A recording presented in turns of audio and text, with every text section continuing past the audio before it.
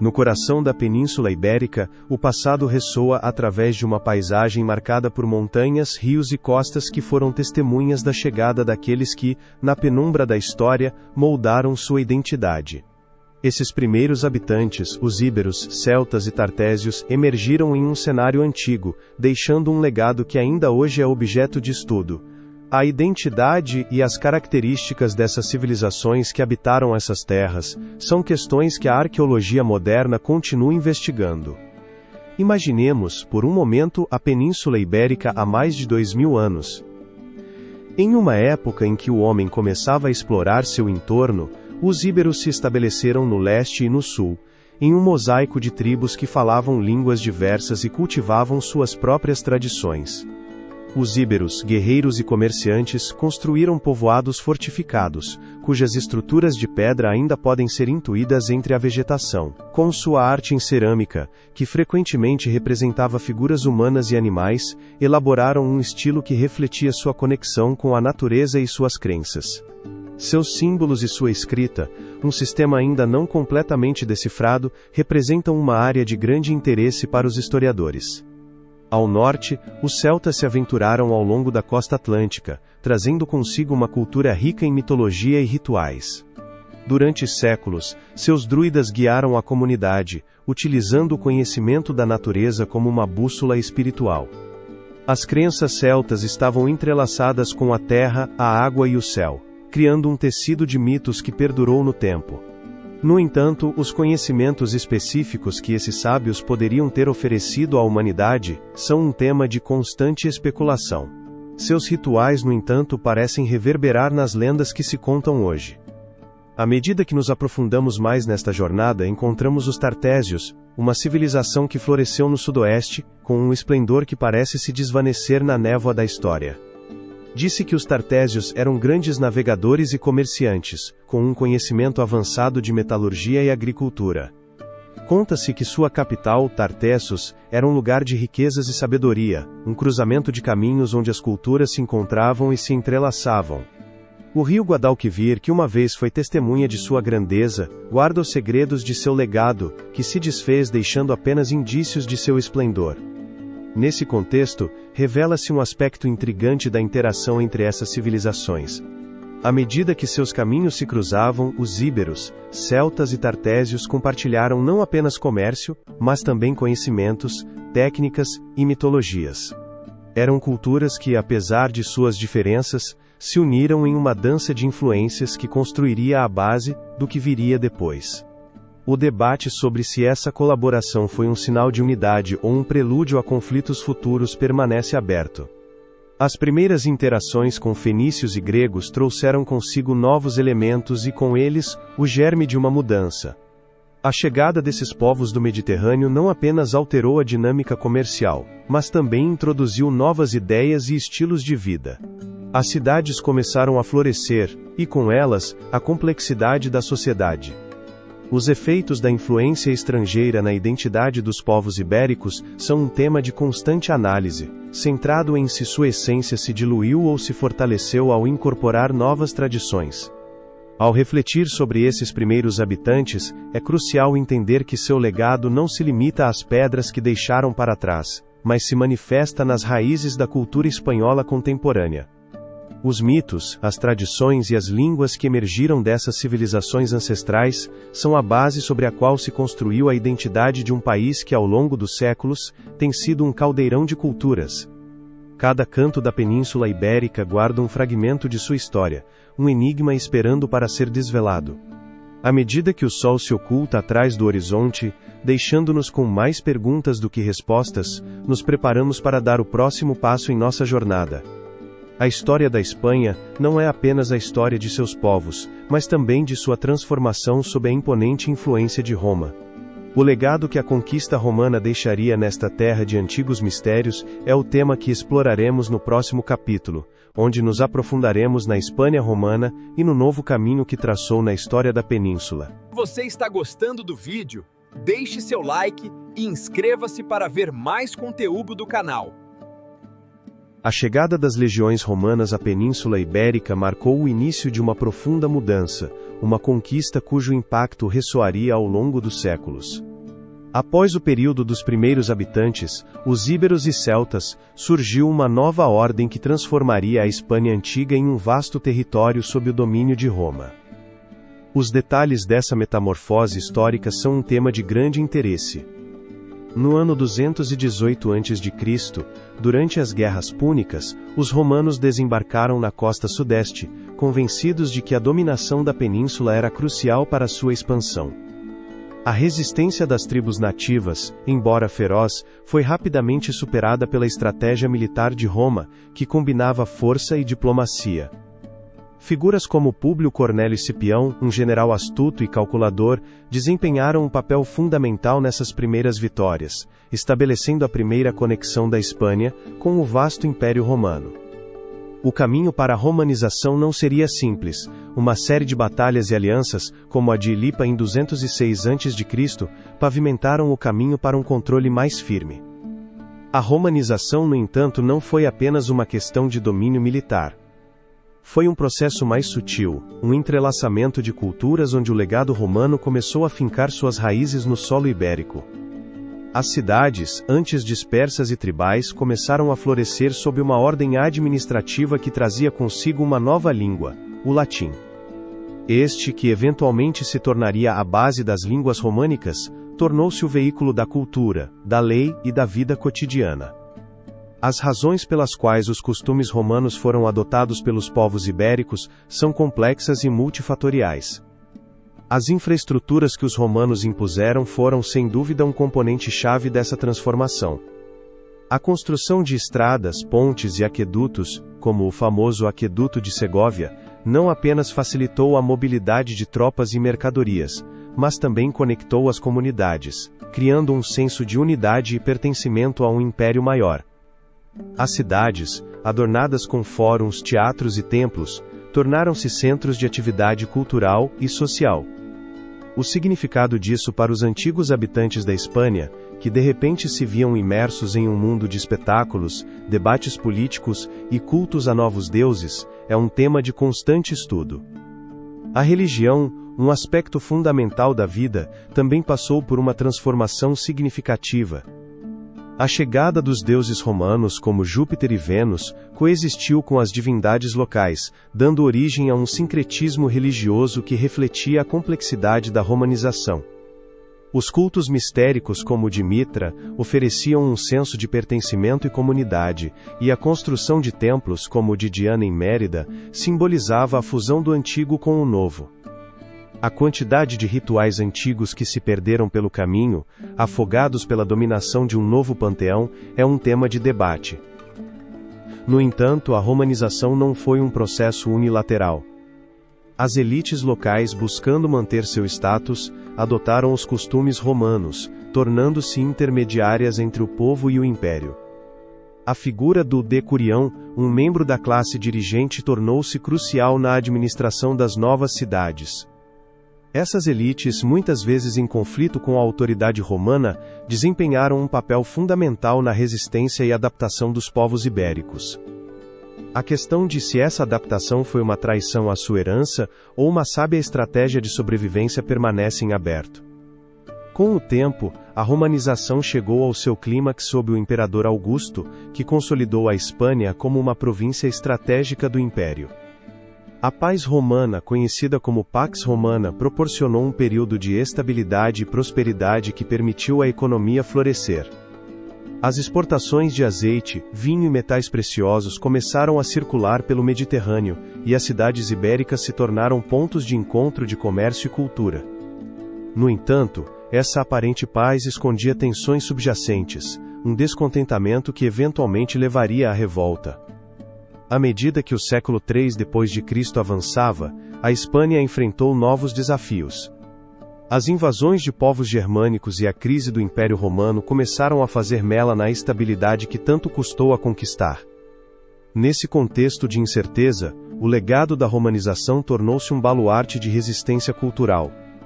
A língua, a estrutura social e as leis romanas perduraram, embora a sombra da decadência pairasse sobre a península. A influência romana não é apenas um capítulo da história da Espanha, é um enigma que continua revelando seus segredos. A forma como as estruturas romanas se integraram às tradições ibéricas e como essas interações moldaram a identidade cultural da península é um tema que convida à reflexão. As marcas que Roma deixou no caráter dos povos ibéricos são uma área de pesquisa ativa. À medida que a história avança, a transição para um novo domínio torna-se inevitável. As ruínas de um passado glorioso dão lugar a um futuro incerto, onde os ecos da romanização ressoam no coração da Espanha.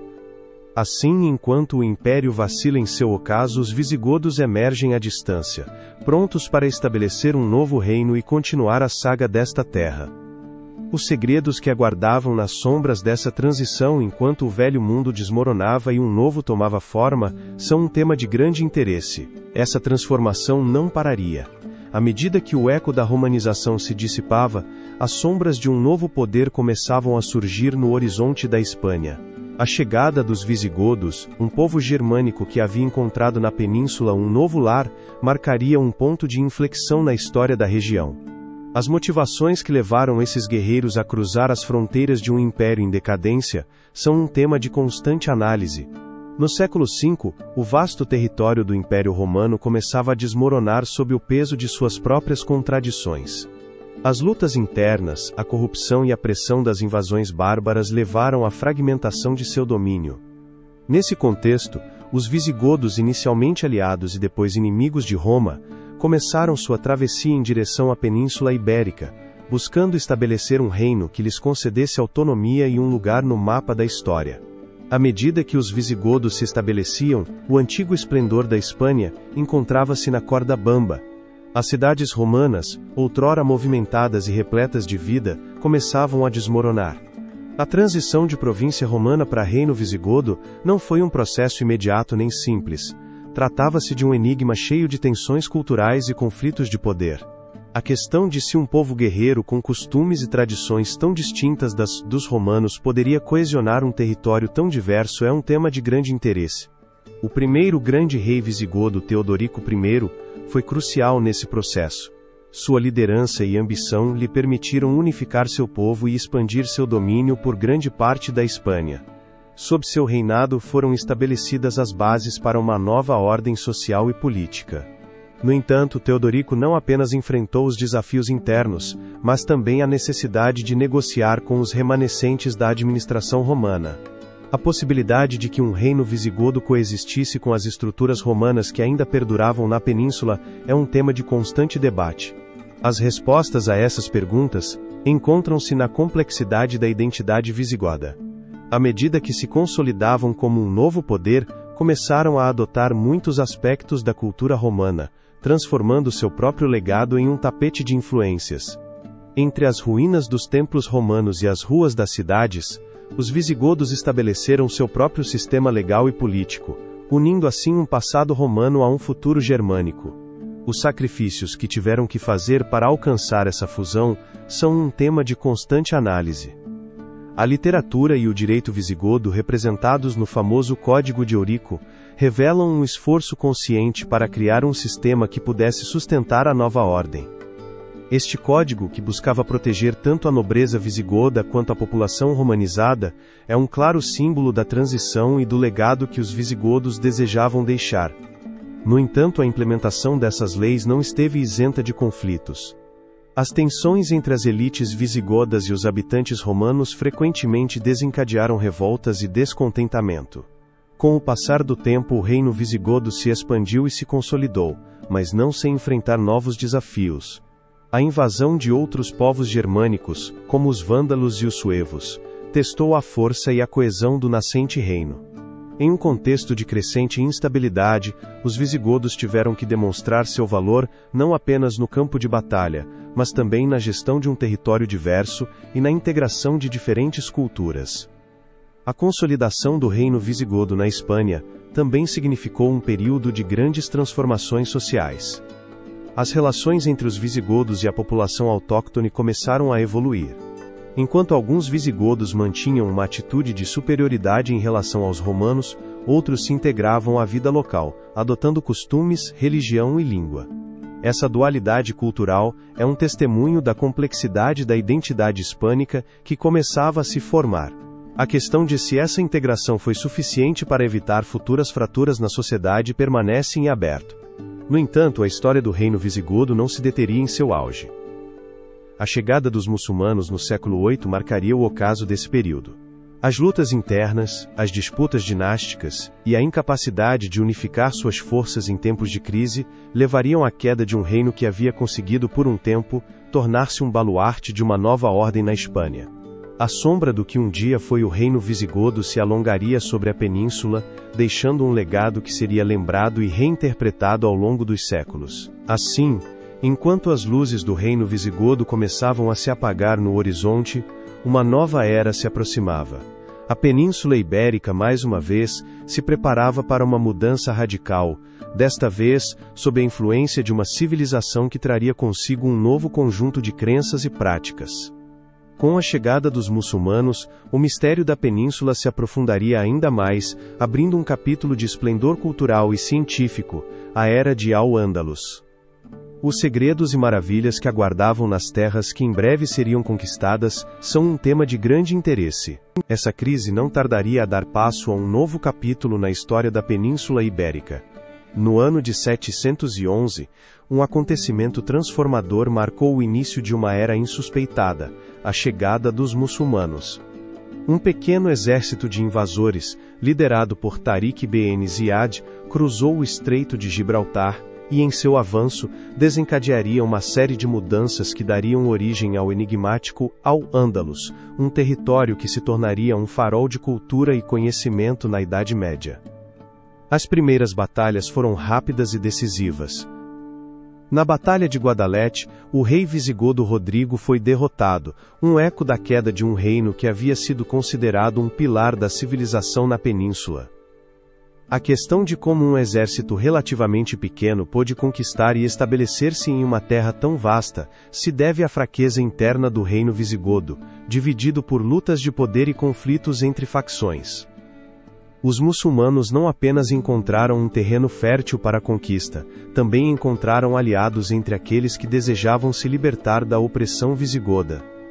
Assim, em um breve lapso, a Península Ibérica se transformou em Al-Ándalus, um território que, apesar de sua origem bélica, floresceria em um ambiente de convivência e erudição. Sob o domínio muçulmano, cidades como Córdoba, Sevilha e Granada se tornaram centros de conhecimento insuperáveis, onde se cultivaram as ciências, a filosofia e as artes. A famosa Biblioteca de Córdoba, um vasto compêndio de obras gregas, romanas e orientais, se ergueu como um símbolo da busca pelo saber em uma época de escuridão em grande parte da Europa. O legado de Al-Ándalus não se limitou à mera preservação do conhecimento, também propiciou um intercâmbio cultural sem precedentes. Judeus, cristãos e muçulmanos coexistiram, colaborando e compartilhando ideias em um ambiente que, apesar das tensões, conseguiu dar lugar a uma era dourada. A questão de como foi possível esse fenômeno em um mundo tão marcado pelo conflito reside na política dos califas e emires, que promoveram a tolerância religiosa e a cooperação entre as distintas comunidades. Um dos momentos mais destacados dessa era foi o Califado de Córdoba, estabelecido no ano de 929 por Abd al-Rahman I. Nesse período, Córdoba se transformou em uma das cidades mais grandes e avançadas do mundo, um lugar onde o conhecimento e a cultura alcançaram níveis inimagináveis.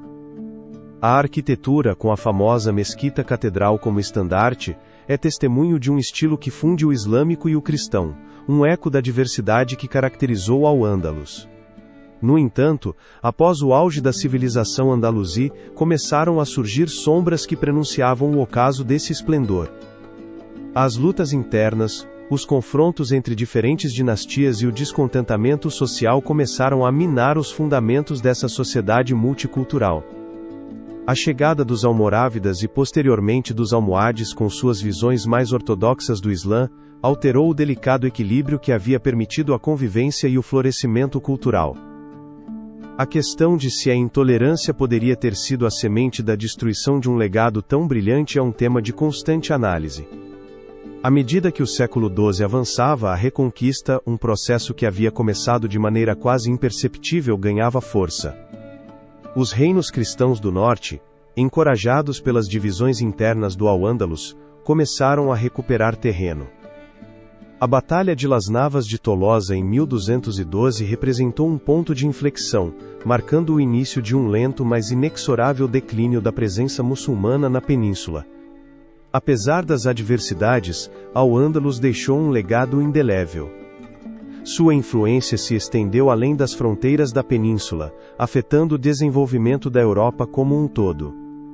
A transmissão de conhecimentos em medicina, matemática, astronomia e filosofia lançou as bases para o Renascimento europeu, uma virada que mudaria o curso da história. A quantidade de ideias, conceitos e inovações que perduram hoje como ecos dessa época dourada é um tema de constante estudo. Assim, o Al-Ândalus muçulmano, com sua rica tapeçaria de culturas, se torna um enigma que ainda hoje nos intriga e nos convida a explorar seus mistérios. A queda desse esplendor não apenas marcou o fim de uma era, mas também o início de um novo capítulo na história da Espanha. Um capítulo que se chamaria Reconquista, onde os reinos cristãos do norte, em um esforço para recuperar a península, escreveriam sua própria narrativa no vasto livro da história. Essa era a sombra que pairava sobre Al-Ândalus. A chegada dos muçulmanos no século VIII havia transformado a Península Ibérica em um caldeirão de culturas. Um lugar onde o conhecimento floresceu e se consolidou uma forma de vida profundamente enraizada. No entanto, nas terras do norte, um eco de resistência começou a ressoar. Os reinos cristãos, fragmentados mas indomáveis, começaram a traçar um plano que se estenderia ao longo de vários séculos: a Reconquista. O processo da Reconquista não foi um episódio isolado, mas um complexo emaranhado de eventos, alianças e batalhas, que se desenrolaram em uma paisagem mutável e cheia de incertezas. À medida que o domínio muçulmano se consolidava, os reinos cristãos do norte, como Astúrias, Leão e Castela, se firmavam em seu desejo de recuperar o que consideravam sua herança perdida. As motivações que impulsionaram esses reis e guerreiros em sua busca por um ideal tão distante e frequentemente inatingível, são um tema de constante estudo. A primeira faísca de resistência se acendeu no ano de 722, quando um nobre asturiano chamado Pelayo liderou seus homens na Batalha de Covadonga. Este confronto, embora pequeno em comparação com as vastas campanhas que viriam, marcou um ponto de inflexão. A vitória de Pelayo foi vista como um símbolo de esperança e unidade em um tempo de escuridão. A questão de se foi realmente um milagre, ou simplesmente a oportunidade de um líder carismático, é um tema de constante debate. À medida que o século VIII se desvanecia, novas alianças eram forjadas. Os reinos cristãos começaram a colaborar, embora as rivalidades e disputas entre eles continuassem. No ano de 1085, o rei Alfonso VI de Leão e Castela conseguiu a conquista de Toledo, um acontecimento crucial que simbolizava não apenas um avanço territorial, mas também um renascimento cultural. Toledo, conhecida como a Cidade das Três Culturas, se tornou um ponto de encontro onde o saber árabe, judeu e cristão se entrelaçavam. A questão de se a conquista foi um simples ato de guerra ou mais um passo em direção a um futuro, onde o conhecimento poderia ser uma ponte em vez de uma barreira, é um tema de constante análise.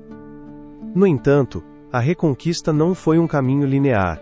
No século XII, o poder muçulmano se consolidou com a chegada dos almohadas, que revitalizaram a defesa de Al-Ândalus. Assim, os cristãos enfrentaram uma nova sombra que se estendia sobre seus territórios reconquistados. A Batalha de Alarcos em 1195 foi um exemplo dessa luta implacável, onde as forças cristãs sofreram uma derrota significativa. Era um lembrete de que a história era escrita não apenas pelos vencedores, mas também por aqueles que, embora derrotados, deixaram sua marca no tempo. Com o avanço do século XIII, os reinos cristãos começaram a se unir sob o estandarte da Reconquista. Nesse contexto, Fernando III, rei de Leão e Castela, se tornou uma figura central.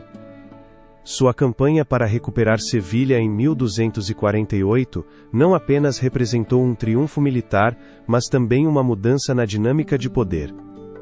A cidade, que havia sido um farol de cultura e aprendizado, se transformou em um bastião cristão. As implicações dessa vitória para as comunidades que ali viveram durante séculos são um tema de constante estudo. O eco da Reconquista se fez sentir além das fronteiras ibéricas. À medida que os reinos cristãos recuperavam território, também se intensificaram as relações com outros poderes da Europa. A participação das ordens militares, como os templários e os hospitalários, deixou uma marca indelével no processo.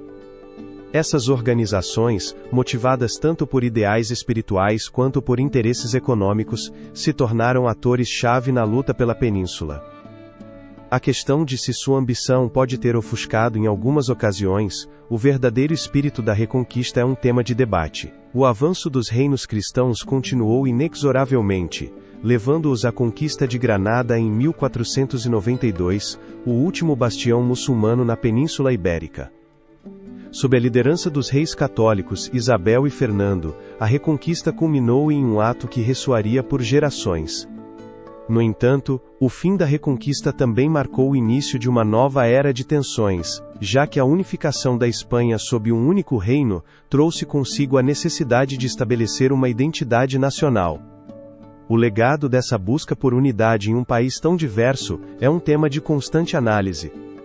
Enquanto os ecos da Reconquista se desvanecem, surgem novas perguntas sobre o que realmente foi ganho e perdido. A Península Ibérica, agora livre da dominação muçulmana, se encontrava em uma encruzilhada. A unificação sob os reis católicos abriria a porta para um futuro brilhante, mas também para novos conflitos e desafios. Assim, a história da Reconquista se torna um enigma, um mistério que perdura no tempo, convidando à reflexão sobre o custo da glória e o significado da identidade. Com o pano de fundo da Reconquista, a península se preparava para uma nova transformação. A união de Castela e Aragão sob Isabel e Fernando não apenas significava a culminação de um longo processo, mas também estabeleceria as bases para um novo capítulo na história da Espanha. As novas aventuras que aguardavam um país em constante mudança são um tema de grande interesse. Se você está gostando do vídeo, deixe seu like e inscreva-se para ver mais conteúdo do canal. Essa longa luta pela Reconquista, uma série de conflitos que se estenderam por séculos, não apenas transformou a paisagem política da Península Ibérica, mas também semeou as sementes de uma unificação que mudaria o rumo da história. À beira do século XV, duas coroas, Castela e Aragão, se encontravam em uma encruzilhada. A questão de se a união dessas duas poderosas entidades, sob o reinado de Isabel I de Castela e Fernando II de Aragão, poderia dar início a um novo capítulo na narrativa da Espanha, é um tema de grande interesse. O ano de 1469, um acontecimento crucial marcou o início dessa nova era, a união matrimonial de Isabel e Fernando. Um enlace que, embora pessoal, foi também um movimento estratégico que ressoaria nas futuras gerações. Isabel, descendente dos reis de Castela, e Fernando, da dinastia aragonesa, não apenas uniram seus corações, mas selaram um pacto de poder que prometia estabilidade e expansão. No entanto, essa colaboração não esteve isenta de desafios. As tensões latentes que espreitavam nas sombras dessa união são um tema de constante análise. Ao longo de seu reinado, Isabel e Fernando enfrentaram divisões internas e a resistência de nobres que se opunham à sua autoridade. Em um ambiente onde o feudalismo ainda mantinha seu domínio, a consolidação do poder real tornou-se um enigma. Ambos os monarcas souberam empregar uma mistura de diplomacia e força para sufocar revoltas e assegurar sua posição. Com audácia, promoveram reformas que fortaleceram a administração e a justiça, ao mesmo tempo em que estabeleceram um sistema de controle sobre os nobres. O preço pago por tal centralização do poder é um tema de constante debate. Essa união também marcou uma mudança decisiva na política religiosa da península. Em 1478, a criação da Inquisição Espanhola tornou-se uma ferramenta de controle e homogeneização religiosa. Os reis católicos, convencidos de que a unidade política deveria ser acompanhada de uma unidade religiosa, buscaram erradicar a diversidade em favor de uma identidade comum. As sombras que pairavam sobre aqueles que ousavam desafiar a ortodoxia imposta são um tema de grande interesse. Muitos judeus e muçulmanos foram forçados a se converter ao cristianismo ou a fugir, deixando para trás um legado cultural que havia enriquecido a península por séculos. O impulso dos reis católicos em direção à exploração e à expansão também marcou um marco na história. Em 1492, o mesmo ano em que a Reconquista culminou com a tomada de Granada, Isabel e Fernando deram seu apoio a um audacioso navegador genovês, Cristóvão Colombo. Este ato, aparentemente isolado no contexto de seu reinado, abriria as portas para um novo mundo e para uma era de descobertas que transformaria a economia e a cultura europeia. A questão de se isso foi realmente um ato de coragem ou um movimento calculado com fins de glória e riqueza é um tema de constante debate. À medida que a península se unia sob a autoridade de Isabel e Fernando, a estrutura social e econômica começava a mudar. A criação de novas rotas comerciais e a expansão do comércio com o Novo Mundo prometiam riquezas inimagináveis. No entanto, essa prosperidade trazia consigo um lado sombrio: a exploração dos povos indígenas e a instauração de um sistema colonial que deixaria cicatrizes profundas na história. O legado dessas ações nas gerações futuras é um tema de constante análise. A união de Castela e Aragão sob os reis católicos não foi apenas um acontecimento político, mas um fenômeno que redefiniu a identidade espanhola. A criação de um Estado moderno, com um sistema centralizado e unificado, lançou as bases para o que hoje conhecemos como Espanha. No entanto, essa história não está isenta de contradições e mistérios. A busca por uma identidade nacional, muitas vezes, tem sido marcada pela exclusão e pela violência. Finalmente, o eco dessa unificação e suas complexidades nos levam a outro momento crucial na história da Espanha: a descoberta da América. A forma como essa audaciosa decisão afetaria a península e seu povo, à medida que as ondas da mudança se desatariam no Novo Mundo, é um tema de grande interesse. A resposta a essa pergunta nos adentra em um capítulo cheio de aventuras e conflitos, onde o destino de nações inteiras seria decidido a milhares de quilômetros de casa. Essa união de reinos que havia marcado o destino da península não tardaria a encontrar seu eco no vasto oceano. Em 1492, um homem de baixa estatura e grandes sonhos, Cristóvão Colombo, tornou-se o protagonista de um capítulo que mudaria o curso da história.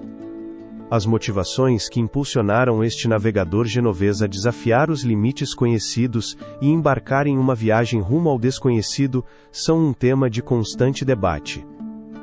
Em um contexto de busca por novas rotas comerciais e o desejo de expandir a influência de Castela, Colombo, apoiado pelos reis católicos, lançou-se à aventura com a esperança de alcançar as Índias Orientais navegando para o oeste.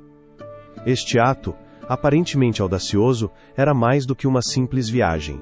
Era uma tentativa de reescrever as regras do comércio e da geografia mundial, um enigma que prometia riquezas e glória. No entanto, sob a superfície da ambição pessoal e da busca por ouro, ocultavam-se sombras de um futuro incerto. No dia 3 de agosto de 1492, 3 naus partiram do porto de Palos de la Frontera, a Santa Maria, a Pinta e a Ninha. Cada uma delas, um símbolo da determinação e da coragem de uma Espanha em transformação. A viagem estava repleta de incertezas e perigos. A identidade dos homens que se aventuraram a desafiar as águas desconhecidas, impulsionados pela esperança mas também pela cobiça e pela sede de poder, é um tema de grande interesse. À medida que as semanas se transformavam em meses, a tensão a bordo crescia. A tripulação, composta por marinheiros de diversas origens, enfrentava o temor do que se escondia além do horizonte.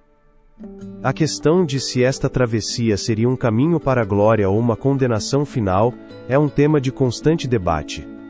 Finalmente, no dia 12 de outubro de 1492, o destino de Colombo e sua tripulação mudou para sempre. Terra à vista. A pequena ilha de Guanahani, no que hoje conhecemos como as Bahamas, emergiu do oceano como um espejismo. Os segredos que guardava esta nova terra eram um mistério. Ao desembarcar, Colombo e seus homens se depararam com um mundo que desafiava seu entendimento. Os povos indígenas que habitavam estas ilhas eram alheios à ambição europeia, sua cultura, seus costumes e seu modo de vida se apresentavam como um mistério fascinante. No entanto, essa chegada marcaria o início de um encontro complexo, onde a curiosidade e a violência se entrelaçariam em um jogo de poder devastador. Os relatos de Colombo sobre sua viagem logo se tornaram o eco de uma nova era. A ideia de um novo mundo começou a tomar forma na mente dos monarcas, e com ela, os sonhos de conquista e colonização. A expedição de Colombo não apenas abriu uma nova rota para as Índias, mas também desencadeou uma ambição insaciável. A expansão espanhola no Novo Mundo estava prestes a começar, e com ela, um legado que traria consigo tanto esplendor quanto sofrimento.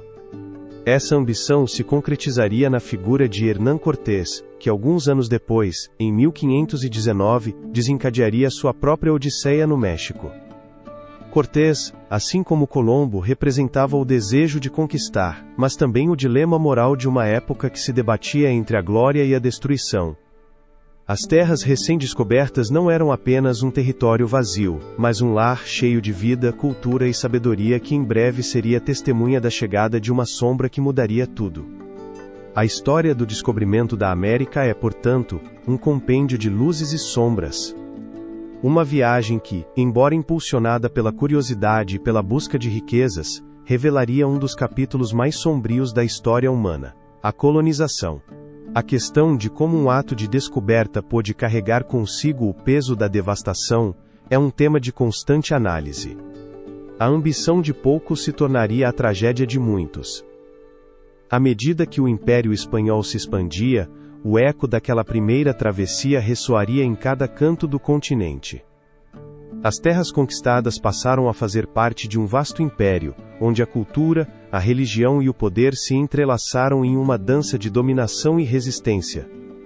O custo desse legado se revelaria nas décadas e séculos vindouros, onde a história da Espanha se entrelaçaria com a de suas novas colônias, moldando um mundo que ainda hoje nos parece familiar e misterioso. Assim, o capítulo do descobrimento da América nos leva inexoravelmente ao auge do Império Espanhol, uma era marcada pela expansão territorial e pelos desafios que isso acarretou. As novas histórias e segredos que aguardam enquanto exploramos o vasto império que emergiu dessa audaciosa travessia são um tema de grande interesse. A resposta nos espera no próximo capítulo. Essa busca por novas terras e riquezas, iniciada com a descoberta da América, se transformaria em um vasto império que se estenderia por oceanos e continentes. No século XVI, o eco da coroa espanhola ressoava nos cantos mais distantes do mundo. A ascensão do Império Espanhol, sob o comando de Carlos I e seu filho Filipe II, marcou um capítulo de esplendor e ambição, mas também de desafios internos e externos, que colocariam à prova a resistência da monarquia. Carlos I, nascido em 1500 em Gante, tornou-se rei da Espanha em 1516. Sua herança era um mosaico de territórios que abrangia desde os Países Baixos até as vastas terras da América. Com sua ascensão, a monarquia espanhola se ergueu como uma das potências mais influentes da época, unindo sob seu cetro um império tão diverso quanto enigmático. A questão do que levou um jovem rei a enfrentar desafios tão monumentais é um tema de constante análise. Em sua busca por consolidar seu poder, Carlos I enfrentou a formidável oposição da França e do Sacro Império Romano-Germânico, assim como a crescente influência do protestantismo que ameaçava a unidade católica da Europa. Seu reinado se caracterizou por uma política externa agressiva e um desejo insaciável de expansão. A Batalha de Pavia em 1525, onde as tropas espanholas capturaram o rei francês Francisco I, simbolizou o apogeu de seu poder militar. No entanto, o custo dessa expansão foi elevado, pois os constantes conflitos desgastaram as arcas do império. Enquanto isso, no vasto Novo Mundo, os conquistadores, impulsionados pela ganância e pelo desejo de glória, se aventuravam em territórios desconhecidos. Hernán Cortés, ao conquistar o Império Azteca, e Francisco Pizarro, ao submeter os Incas, deixaram uma marca indelével e, por certo, um legado de violência e exploração. Os segredos que ocultavam essas terras, e o preço a que foram revelados, são um tema de constante debate. A riqueza trazida da América transformou radicalmente a economia espanhola, mas também semeou as sementes de uma dependência perigosa do ouro e da prata. A chegada de Felipe II ao trono em 1556 consolidou ainda mais o poder do império. Com um caráter mais introspectivo que seu pai, Felipe II se dedicou a administrar e expandir o que seu pai havia construído. A ele se atribui a criação de uma vasta rede de comunicação e administração que, embora eficiente, se tornou um labirinto burocrático. Esse enfoque centralizado lhe permitiu governar um império onde o sol nunca se punha, mas também o levou a enfrentar dificuldades internas. A resistência dos Países Baixos que buscavam se libertar do jugo espanhol, tornou-se um enigma político que desafiou sua autoridade. A feroz repressão da revolta holandesa, que estourou em 1568, evidenciou as tensões entre a monarquia e seus territórios. A imagem de Felipe II como o rei católico se transformou na do tirano, e seu mandato se viu envolto em um conflito interminável que drenaria recursos e energia. As forças que estavam em jogo nessa luta pelo controle são um tema de constante análise. A história revelaria que a resistência não provinha apenas da nobreza holandesa, mas também de uma população cansada de opressão e abuso. No âmbito militar, a Armada Invencível, enviada por Felipe II em 1588 para invadir a Inglaterra, simbolizou tanto a ambição desmedida quanto a queda do império. Essa tentativa fracassada não apenas resultou em uma derrota naval humilhante, mas também significou um ponto de inflexão na percepção da invulnerabilidade espanhola. A sombra da derrota pairava sobre o império, enquanto as potências europeias começavam a questionar a supremacia espanhola. À medida que o século se aproximava de seu ocaso, o império enfrentava uma série de desafios internos. Tensões econômicas, conflitos religiosos e a instabilidade política começaram a desgastar sua estrutura. A acumulação de riquezas não trouxe consigo a paz, mas um ciclo de corrupção e malversação que erodiria a confiança na monarquia. As reformas, embora necessárias, eram vistas como insuficientes para mitigar o crescente descontentamento. A questão de se um império tão vasto poderia se sustentar diante do desmoronamento de seus alicerces é um tema de constante debate. A história do Império Espanhol não é apenas um relato de conquistas e riquezas, é uma saga de ambição, poder e as sombras que assombram aqueles que buscam governar o mundo. Com o ocaso do século XVI, o eco da glória começaria a se desvanecer, deixando para trás o rastro de um império que, apesar de sua grandeza, se encontrava à beira da decadência. Enquanto as tensões internas e externas ameaçavam a estabilidade do império, um novo capítulo de crise se aproximava, marcando o início de um período de desafios sem precedentes. A decadência do Império Espanhol daria lugar a um século XVII repleto de conflitos bélicos e crises econômicas, onde a luta para manter a hegemonia se tornaria o fio condutor da história.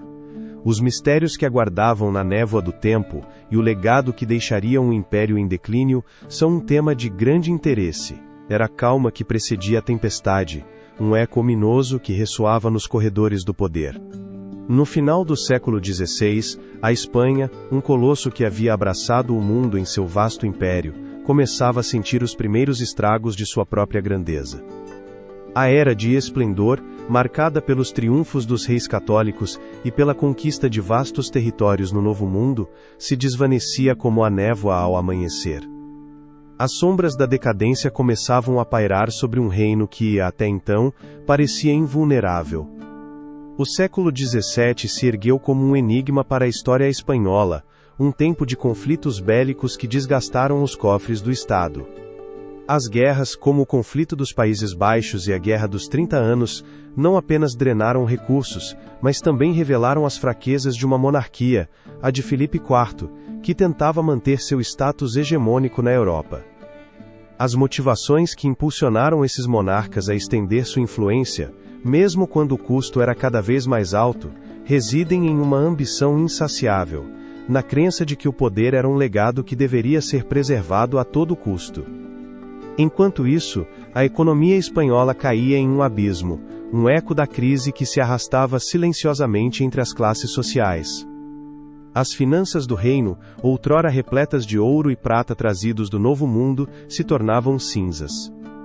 A excessiva dependência dos metais preciosos, a inflação e o aumento de impostos para financiar as guerras levaram a uma situação insustentável. Nas ruas, a fome e a miséria começavam a calar na população, enquanto a nobreza, alheia às penúrias dos camponeses, continuava em seu desperdício. Os conflitos bélicos, junto com a crise econômica, não apenas enfraqueceram a Espanha no âmbito militar, mas também erosionaram sua influência internacional. A figura do Duque de Lerma, valido de Filipe IV, se tornou um símbolo de um governo fraco e corrupto, incapaz de enfrentar os desafios que se aproximavam. A questão de como um país que uma vez foi o eixo do mundo pôde cair em tal decomposição, pode residir em uma desconexão alarmante entre o poder e o povo, um abismo que se abria a cada decisão errada tomada pelos governantes de seus luxuosos palácios. À medida que o século avançava, a sombra dos inimigos da Espanha se alongava. A França, sob o comando de um jovem Luís XIV, começava a ascender como a nova potência europeia, enquanto a Inglaterra e os Países Baixos fortaleciam suas posições no comércio e na diplomacia. A perda da Armada Invencível em 1588, um golpe devastador que ressoaria ao longo da história, marcou um ponto de inflexão. A questão de se este foi o início do fim ou simplesmente um aviso do que estava por vir é um tema de constante debate. A Guerra de Sucessão em Portugal e suas consequências também somaram outro capítulo à narrativa da decadência. A perda de Portugal, que havia permanecido sob domínio espanhol, foi uma ferida que jamais cicatrizaria completamente. Em 1640, um levante popular levou à restauração da independência portuguesa, um acontecimento que simbolizava não apenas o fim de um domínio, mas também o desmoronamento de um império que havia sido considerado invencível. O legado do século de ouro, que havia proporcionado à Espanha uma rica herança cultural e artística, começou a ser ofuscado pela desesperança e pelo desassossego. Enquanto grandes artistas como Velázquez e escritores como Cervantes floresciam, a realidade que os cercava era sombria. A questão de se a arte pode realmente florescer em meio a tal decadência é um testemunho da resistência do espírito humano, que busca a beleza mesmo nos momentos mais obscuros. No entanto, a decadência não se limitou ao âmbito político e econômico, também se refletiu na percepção que a Europa tinha da Espanha. A imagem de um império soberano, um farol de poder e cultura, tornava-se pouco a pouco a de um gigante manco, incapaz de sustentar sua própria glória. A diplomacia, que outrora foi uma arte magistral, tornava-se um jogo de sombras no qual a Espanha perdia terreno para seus rivais. A crise do século XVII se fechou como um ciclo sombrio na história da Espanha, mas o eco de seus desafios ressoaria ao longo das décadas e séculos vindouros. A sociedade espanhola, marcada pela luta e pela resistência, se encontraria na encruzilhada da modernidade, buscando novas formas de renascer entre as cinzas de um império que uma vez foi. Assim, a decadência imperial não foi apenas um período de perda, mas também de transformação, um prelúdio ao que viria. A chegada dos Bourbons traria consigo novas ideias e reformas que buscariam reinventar um país em crise. A questão de se a Espanha, através da Ilustração e das reformas borbônicas, poderia encontrar o caminho para uma nova era de esplendor nos aguarda no próximo capítulo, onde exploraremos como a história se reescrevia mais uma vez, em uma tentativa de modernizar um país que ainda guardava segredos em suas entranhas. Essa crise não tardaria a abrir a porta para um período de transformação profunda na Espanha. À medida que o século XVIII se desenrolava no horizonte, as sombras do estancamento econômico e da ineficiência administrativa pairavam sobre a Península Ibérica. Os Bourbons recém-chegados ao trono espanhol enfrentavam um dilema: como modernizar um país mergulhado na decadência e no atraso. A resposta residia na Ilustração, um movimento que prometia um futuro iluminado pela razão e pelo progresso. Nesse contexto, Felipe V, o primeiro rei Bourbon da Espanha, tornou-se o arquiteto das reformas que buscavam revitalizar a nação. Em uma tentativa de consolidar seu poder e centralizar a administração, Felipe V empreendeu uma série de reformas que transformariam a estrutura do Estado. A criação de novas instituições administrativas como os intendentes permitiu um controle mais direto sobre os territórios, deslocando as velhas elites locais que haviam dominado a política regional. As consequências reais dessa centralização na vida cotidiana dos espanhóis são um tema de constante análise. Enquanto o eco da Ilustração ressoava nas salas de aula e nos salões da Europa, as ideias de pensadores como Rousseau e Montesquieu chegavam à Espanha, semeando a semente de um novo pensamento. As reformas bourbonas se inspiraram nesses princípios, advogando por uma economia mais eficiente e uma administração mais racional. Sob o reinado de Carlos III, o filho de Felipe V, foram impulsionadas iniciativas que modernizariam as infraestruturas do país. A construção de estradas e canais não apenas facilitaria o comércio, mas também uniria uma nação fragmentada pela geografia e pela história. A questão de se esse progresso foi realmente acessível a todos é um tema de debate. As reformas econômicas também se manifestaram no âmbito agrícola e comercial. A liberalização do comércio, que permitia a expansão das atividades comerciais além dos monopólios tradicionais, buscava fortalecer a economia espanhola. Desde as colônias na América até os mercados europeus, o fluxo de bens e riquezas começava a transformar a dinâmica econômica. No entanto, apesar da prosperidade que prometiam essas reformas, um mistério subjacente persistia. Quem foram os verdadeiros beneficiários desse crescimento é um tema de constante estudo. Enquanto isso, a educação tornou-se um pilar essencial para o progresso nacional. As instituições educacionais se multiplicaram, e a criação da Real Academia de Belas Artes e da Real Academia Espanhola buscava fomentar um renascimento cultural na nação. A Ilustração não se limitou apenas à esfera econômica, mas também aspirou a iluminar as mentes dos cidadãos. No entanto, a questão de como esse novo conhecimento se traduziu em uma transformação social real, poderia estar oculta nas tensões entre as classes sociais, exacerbadas pelo acesso desigual à educação. Apesar dos avanços, a resistência à mudança era palpável.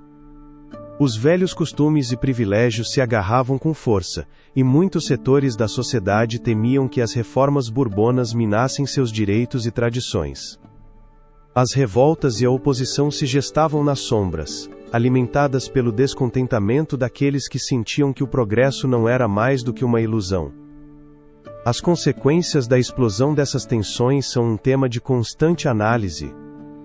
A Ilustração e as reformas bourbonas, embora inicialmente promissoras, não eram mais do que a antecâmara de uma série de conflitos que marcariam o futuro da Espanha. A Guerra de Independência, impulsionada pela invasão napoleônica, seria o próximo grande capítulo nesta história de transformações e conflitos. Assim, o eco da Ilustração ressoaria nos corações daqueles que lutavam por um futuro diferente, enquanto as sombras de um novo enigma se perfilavam no horizonte. A questão de se a Espanha estava realmente preparada para enfrentar o caos que se aproximava permanecia no ar, antecipando o tumulto que se desencadearia nos anos vindouros. Essa crise não tardaria a ser eclipsada por um conflito ainda mais devastador. Em 1808, a Espanha se encontrava em uma encruzilhada. A sombra de Napoleão Bonaparte pairava sobre a Europa, e sua ambição de expandir o Império Francês levou à invasão da Península Ibérica. O eco de seu exército ressoava nas ruas de Madrid, onde a resistência espanhola começava a se gestar em um ato de coragem e desespero. A chegada das tropas napoleônicas não apenas marcou o início de uma ocupação militar, mas também desencadeou um torrente de sentimentos patrióticos entre os espanhóis. As cidades se tornaram campos de batalha, mas também centros de resistência. O povo, desde as montanhas dos Pirineus até as planícies da Andaluzia, se levantava em armas. As motivações que impulsionaram esses homens e mulheres a arriscar tudo, seja um desejo de liberdade, um anseio de recuperar sua identidade nacional, ou um profundo senso de dever para com seus compatriotas, são um tema de constante estudo. A revolta de 2 de maio de 1808 em Madrid se tornou um símbolo dessa luta. Um grupo de cidadãos, armados com o que podiam, enfrentou os soldados franceses em um ato de heroísmo que ressoaria ao longo da história. No entanto, a brutalidade da repressão francesa foi igualmente feroz. À medida que os ecos dos disparos se dissipavam, uma pergunta inquietante surgia.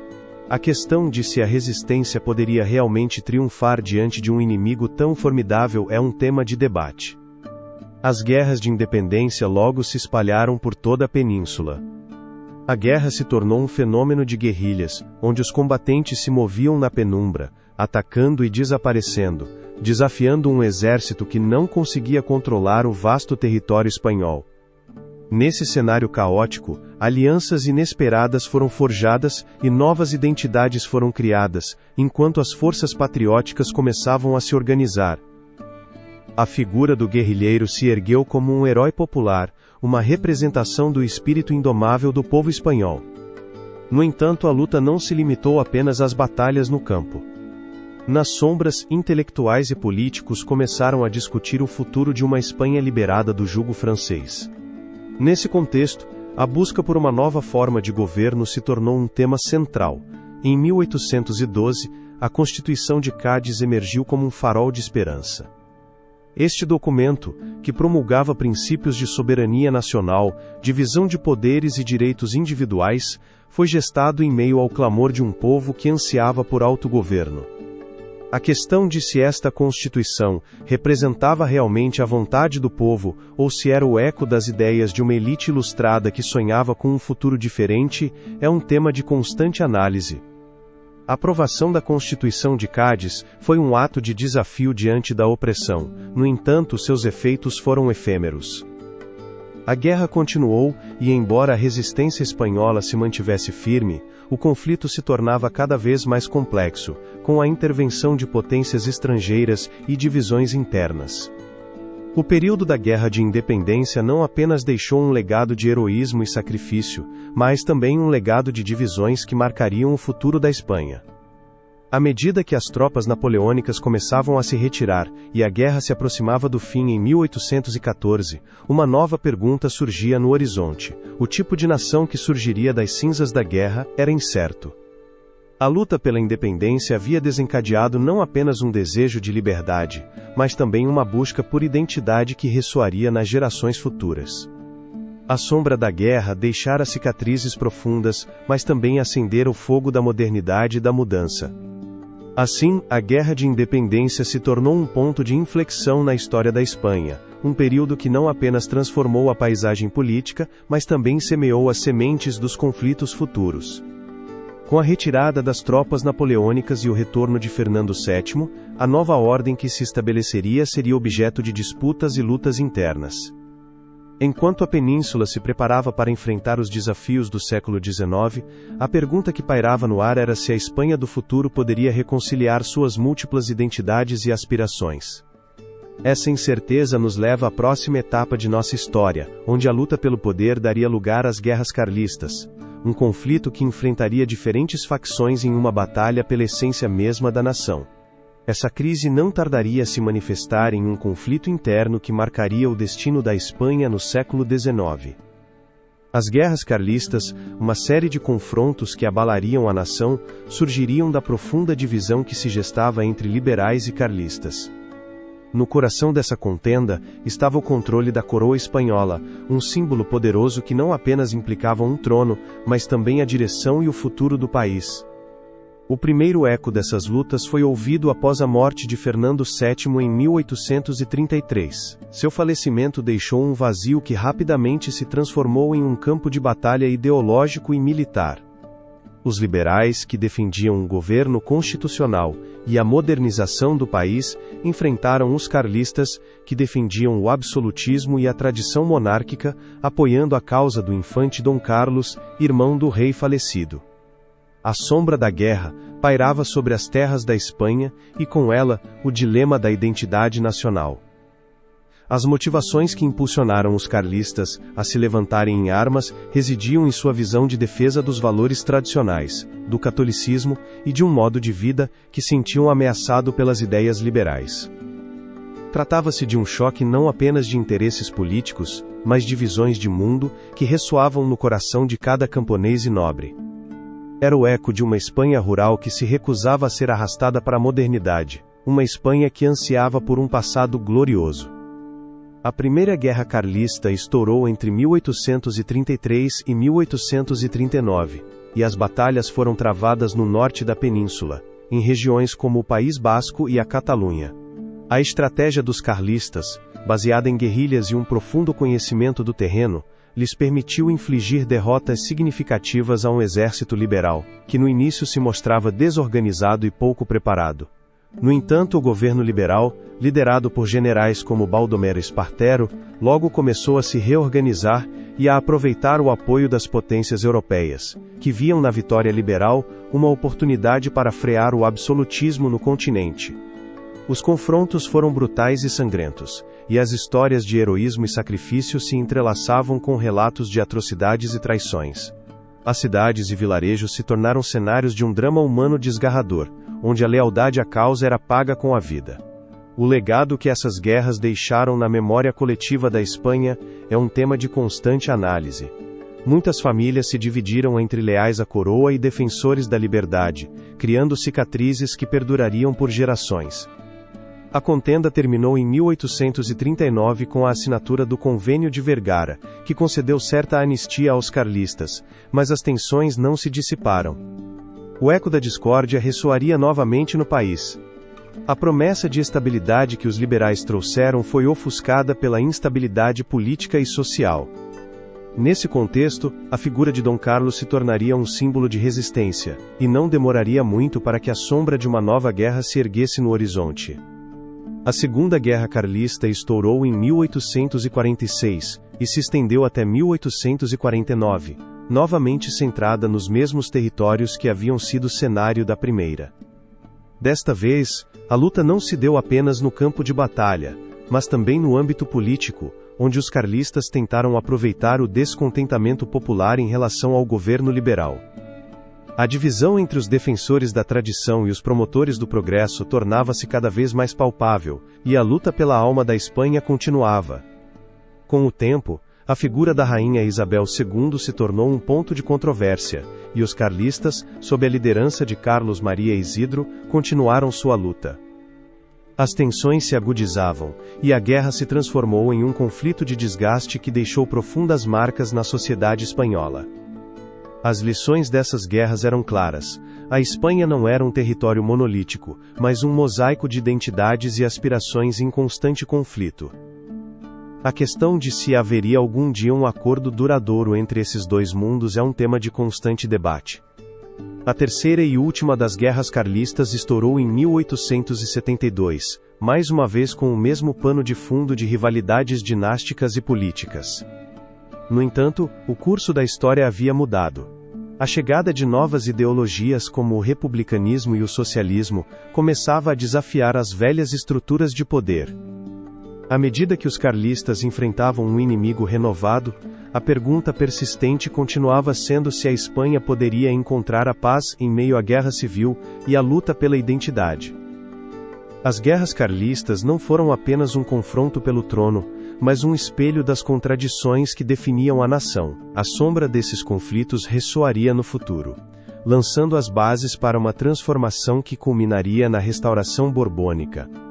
Neste novo capítulo da história da Espanha, o eco da guerra e a luta pela identidade nacional continuariam presentes, marcando o caminho para uma nova ordem política. A questão de se a Espanha do futuro poderia reconciliar suas diferentes almas em uma busca por unidade, é um tema de grande interesse. Essa instabilidade política não tardaria a dar lugar a uma nova era, marcada pelo retorno de Alfonso XII ao trono espanhol em 1874. A Restauração Borbônica, um período que se estendeu até a proclamação da Segunda República em 1931, se apresentou como uma tentativa de restaurar a ordem e a estabilidade em um país assolado pela guerra civil e pela fragmentação política. Os segredos que se escondiam por trás dessa aparente calma são um tema de constante análise. Alfonso XII, filho de Isabel II, retornou à Espanha após a restauração da monarquia, um momento que muitos consideraram como um renascimento. No entanto, sua chegada não foi simplesmente a reanimação de uma dinastia, mas a materialização de um pacto entre forças políticas que buscavam o equilíbrio. A sombra da instabilidade anterior ainda pairava sobre o país, e o novo rei estava ciente de que seu papel não era apenas o de monarca, mas também o de um mediador entre duas grandes correntes políticas: o liberalismo e o conservadorismo. O sistema político que se estabeleceu durante esse período foi singular, um bipartidarismo que, embora prometesse estabilidade, mascarava um emaranhado de complicações. A alternância no poder entre o Partido Liberal, liderado por figuras como Práxedes Mateu Sagasta, e o Partido Conservador, chefiado por Antônio Cánovas del Castillo, foi uma solução que parecia eficaz, mas que, em muitos aspectos, se assemelhava a um jogo de sombras. A questão de se era realmente um sistema democrático ou um elaborado truque que mantinha a elite no poder enquanto o povo permanecia na penumbra é um tema de constante debate. Através de um processo conhecido como turno pacífico, os líderes de ambos os partidos concordavam em se revezar no poder, o que gerava a ilusão de uma democracia funcional. No entanto, essa prática estava impregnada de um certo ar de manipulação, uma vez que se recorria à compra de votos e ao controle dos resultados eleitorais. O eco das promessas de liberdade e modernização ressoava em cada canto do país, mas a realidade era que o poder continuava nas mãos de uma minoria que se assegurava de que as decisões políticas favorecessem seus interesses. A sociedade espanhola, dividida em classes, continuava a olhar para seus governantes com uma mistura de esperança e desconfiança. Durante esse período, o desenvolvimento econômico e social também se tornou um enigma. A industrialização começava a florescer em certas regiões, enquanto outras permaneciam à margem, presas à tradição agrícola. O contraste entre o progresso e o estancamento era palpável. A questão de se um país dividido pelas desigualdades sociais poderia realmente encontrar seu caminho para a unidade é um tema de constante análise. A chegada da ferrovia, por exemplo, foi um símbolo de modernidade, mas também de despojo, já que muitas vezes as terras dos camponeses foram expropriadas para construir vias que beneficiavam grandes empresas. A restauração borbônica não apenas enfrentou desafios internos, mas também teve que lidar com um contexto internacional em mudança. A perda das últimas colônias em 1898, como Cuba e Filipinas, marcou um ponto de inflexão. Esse desastre se tornou um eco que ressoaria na consciência nacional, levando alguns a questionar o valor do sistema político estabelecido. A crise posterior, que alguns historiadores denominaram crise de 98, trouxe consigo um renascimento do nacionalismo e um desejo de reformar o país em um momento em que a identidade espanhola parecia vacilar. A figura de Alfonso XII, embora emblemática, tinha que lidar com as consequências de um legado político que nem sempre respondia às aspirações do povo. Sua morte prematura em 1885 deixou um vazio que foi preenchido pela regência de sua esposa, Maria Cristina, e um clima de incerteza que continuaria a marcar a história da Espanha. A questão de se a monarquia poderia sobreviver às tempestades que se aproximavam é um tema de constante debate. O sistema político que se instaurou durante a Restauração foi, em muitos sentidos, um jogo de espelhos que refletia tanto a esperança de uma nova era, quanto as sombras de um conflito que nunca se resolveu completamente. A luta entre progressistas e conservadores, o anseio por uma mudança real, e a resistência de uma elite que se negava a soltar seu domínio, tudo convergia em um delicado equilíbrio. A pergunta que persiste é se esse sistema tão cuidadosamente construído poderia resistir ao peso das expectativas de um povo sedento por justiça e representatividade. Assim, a restauração borbônica se torna um capítulo revelador da história da Espanha, um que nos convida a refletir sobre os ciclos do poder e a luta pela identidade nacional. Mas, à medida que o século XX se aproximava, novas correntes de pensamento e agitação social começavam a germinar no horizonte, anunciando mudanças radicais. Nesse contexto, a proclamação da Segunda República em 1931 se desenhava como uma possibilidade tanto esperada quanto temida, um novo enigma que aguardava para ser desvelado. Essa crise não tardaria a gestar uma mudança de rumo na história da Espanha. Em abril de 1931, um eco de esperança ressoou em um país desgastado por décadas de instabilidade política e social.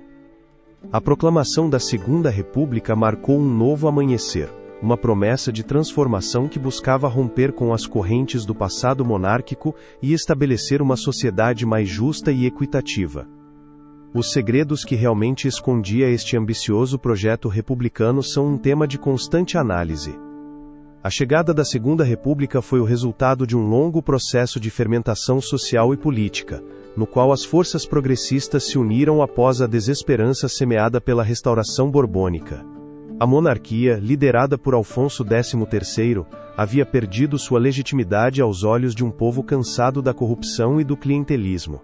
Assim, em 14 de abril de 1931, em meio a um ambiente festivo e esperançoso, proclamou-se a República, um fato que surpreendeu até mesmo seus próprios promotores. A questão de se este foi o início de uma era dourada ou simplesmente um espejismo em meio à tempestade é um tema de constante debate. Os primeiros anos da Segunda República foram marcados por uma série de reformas políticas e sociais que prometiam mudar o tecido da sociedade espanhola. A nova Constituição, promulgada em dezembro de 1931, foi uma tentativa audaciosa de erguer um Estado moderno, laico e democrático. Entre suas inovações, destacava-se o sufrágio universal, que concedia às mulheres o direito de votar pela primeira vez na história do país. No entanto, essa abertura à participação política não estava isenta de desafios. A questão de se uma sociedade tão fragmentada e polarizada poderia realmente abraçar a democracia é um tema de constante análise. O governo republicano, sob a direção de figuras como Manuel Azaña e Niceto Alcalá Zamora, se propôs a implementar reformas radicais. A reforma agrária buscava redistribuir a terra e acabar com o latifúndio que havia perpetuado a desigualdade no campo. A educação, um dos pilares do novo regime, recebeu um impulso sem precedentes com a criação de escolas laicas e a promoção da cultura. No entanto, essas reformas não apenas encontraram resistência nas elites tradicionais, mas também provocaram tensões entre os diferentes setores da sociedade. A questão de se essas reformas poderiam realmente reconciliar as velhas feridas da Espanha é um tema de constante debate. Entre os ecos da modernização, a Segunda República também se viu envolta nos mistérios da polarização política. Os setores mais conservadores que viam no novo regime uma ameaça aos seus interesses começaram a se organizar. A oposição se consolidou em torno da figura da Igreja e dos proprietários de terras, que temiam perder sua influência e poder. À medida que as tensões aumentavam, a sombra da violência política começou a pairar sobre o panorama espanhol. A forma como poderia ter sido evitado que o sonho republicano se tornasse um pesadelo é um tema de constante estudo. As eleições de 1933, que levaram ao poder um governo de direita, foram um duro golpe para os ideais republicanos. A esperança de uma mudança profunda se dissipava rapidamente, e em seu lugar a polarização e o conflito se intensificaram. A resposta do setor progressista foi a criação do Frente Popular em 1936, uma coalizão que buscava reinstaurar as reformas e frear o avanço da direita. No entanto, esse movimento apenas aprofundou a divisão entre os diferentes setores da sociedade. A questão de se o sonho republicano poderia se tornar um campo de batalha é um tema de grande interesse. À medida que a incerteza se apoderava do país, os sinais de um conflito iminente se tornavam cada vez mais evidentes. A Segunda República, nascida com grandes aspirações, encontrava-se à beira de um abismo. A luta pelo futuro da Espanha se intensificaria em um confronto que mudaria para sempre o curso de sua história. O enigma de seu destino permaneceria no ar, enquanto o país se preparava para a tempestade que se aproximava. Com a Segunda República em crise e as tensões se acumulando, a história da Espanha adentraria um período sombrio e turbulento. A Guerra Civil Espanhola, um conflito entre republicanos e nacionalistas, estouraria em 1936, marcando o início de uma das etapas mais devastadoras da história do país. A questão de se o legado da democracia e da justiça social poderia sobreviver a essa catástrofe é um tema de constante análise. Essa busca pela modernização e pela justiça social não tardaria a desencadear tensões profundas na sociedade espanhola.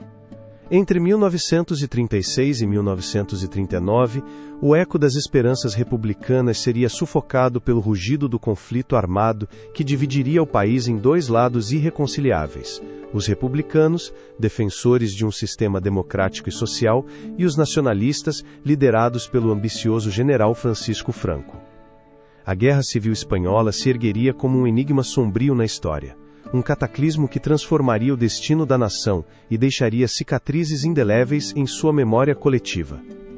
A faísca que acenderia esse devastador conflito surgiria em um caloroso verão de 1936. Após um período de intensa agitação política e social, no dia 17 de julho, um grupo de militares se levantaria contra o governo da Segunda República, desencadeando a fúria de um país em crise. As motivações que impulsionaram esses homens a se levantarem em armas encontram-se em um contexto de desigualdades econômicas persistentes e um profundo descontentamento social. Com o pano de fundo de um país dividido entre a modernidade e a tradição, as tensões entre classes sociais e a polarização ideológica alcançaram um ponto sem retorno. Enquanto os nacionalistas buscavam restaurar uma ordem conservadora e autoritária, os republicanos, compostos por uma amalgama de forças de esquerda, desde socialistas até anarquistas, lutavam para preservar as conquistas democráticas e promover reformas radicais. Nesse contexto, a guerra se tornaria um cenário onde não apenas se disputava o controle territorial, mas também o futuro ideológico da Espanha. O enfrentamento não tardaria a se espalhar, infiltrando-se em cada canto do país. As cidades se transformaram em campos de batalha, enquanto os exércitos de ambos os lados se enfrentavam em um sangrento tira e afloja. Madrid, símbolo da resistência republicana, tornou-se a última barricada de um ideal que parecia desvanecer-se. No entanto, a luta não se limitou apenas a confrontos armados. As sombras da repressão, da perseguição e das execuções extrajudiciais pairavam sobre o país. Os segredos que se escondiam atrás das portas fechadas dos interrogatórios e das prisões são um tema de constante investigação.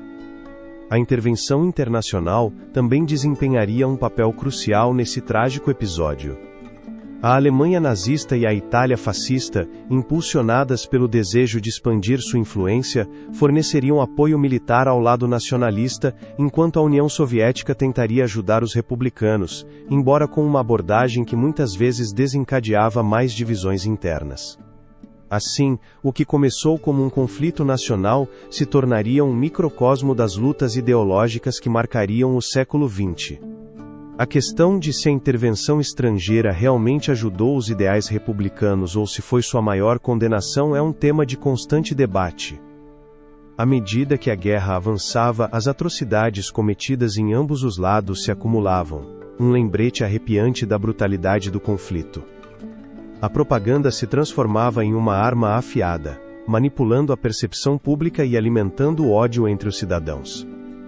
Os bombardeios de cidades como Guernica, que se tornaram sinônimos de devastação, ressoavam no imaginário coletivo, enquanto o mundo observava com uma mistura de horror e fascínio. A questão de se poderia haver uma paz duradoura após tanto sangue derramado é um tema de constante reflexão. As lutas no campo de batalha se intensificaram, levando a um desfecho inevitável. Em 1939, com a queda de Madrid, os nacionalistas se proclamaram vitoriosos, estabelecendo um regime que silenciaria as vozes dissidentes e marcaria o início de uma longa ditadura sob a figura de Francisco Franco. A Guerra Civil Espanhola, um conflito que havia rasgado não apenas a terra mas também as famílias e a identidade de um povo, deixou um legado que perduraria na memória de gerações. As sombras da guerra, embora parecessem dissipar-se, continuariam a assombrar no silêncio daqueles que haviam vivido o horror e a tragédia. O eco das balas e os gritos de batalha tornaram-se um murmúrio persistente, um lamento que convida à reflexão sobre os custos da divisão. As feridas da guerra civil não se fechariam facilmente, e o país se prepararia para enfrentar o desafio da reconstrução.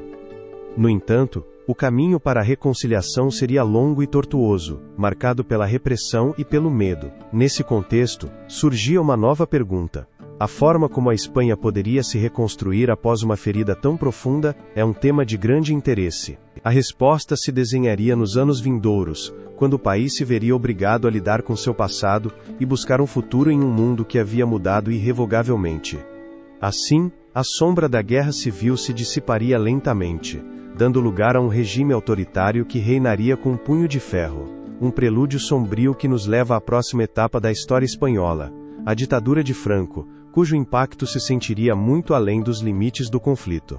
Essa guerra, que deixou cicatrizes profundas na sociedade espanhola, não tardaria a dar lugar a um regime que se ergueria sobre as sombras do conflito. A ditadura de Francisco Franco, instaurada após a vitória nacionalista em 1939, tornou-se um enigma que moldaria a história da Espanha durante quase 4 décadas. Com um punho de ferro, Franco se firmou no poder, construindo um Estado autoritário que silenciaria seus opositores e reconfiguraria o país sob uma ideologia nacional católica. A figura de Franco, um militar que ascendeu rapidamente nas fileiras do exército, tornou-se um símbolo de uma nova ordem. Desde o início de seu governo, foram estabelecidos mecanismos de controle que abrangiam todos os aspectos da vida espanhola. A repressão política foi feroz. As vozes dissidentes foram caladas com brutais purgas, e milhares de espanhóis foram encarcerados ou condenados a trabalhos forçados em uma tentativa de erradicar qualquer vestígio de oposição. As motivações que levaram Franco a implementar tal regime sufocante são um tema de constante análise. A resposta encontra-se na busca por uma Espanha unificada e homogênea, onde os ecos da guerra civil se tornassem um distante sussurro. Nesse contexto, a propaganda tornou-se uma ferramenta essencial. Franco e seu regime utilizaram os meios de comunicação para promover uma imagem idealizada da Espanha tradicional, onde a família, a religião e a pátria eram os pilares indiscutíveis da identidade nacional. Foi instaurada uma censura rigorosa que controlava a literatura, a arte e qualquer forma de expressão que pudesse desafiar a narrativa oficial. Nesse cenário, as palavras tornaram-se um campo de batalha, e a verdade histórica foi moldada conforme a conveniência. Ao longo de seu mandato, Franco se apoiou em uma série de instituições que perpetuaram seu poder. A Falange Espanhola, um partido político fascista, tornou-se o braço ideológico do regime, enquanto a Igreja Católica desempenhava um papel crucial na legitimação do governo. A relação entre o regime e a Igreja foi complexa. Franco se apresentou como um defensor do catolicismo, o que lhe conferiu um respaldo moral diante de uma sociedade que havia passado pela traumática experiência da guerra. A questão de se ele era realmente um salvador da fé, ou simplesmente utilizava a religião como um instrumento de controle é um tema de constante debate. A economia espanhola no início foi mergulhada no caos do pós-guerra.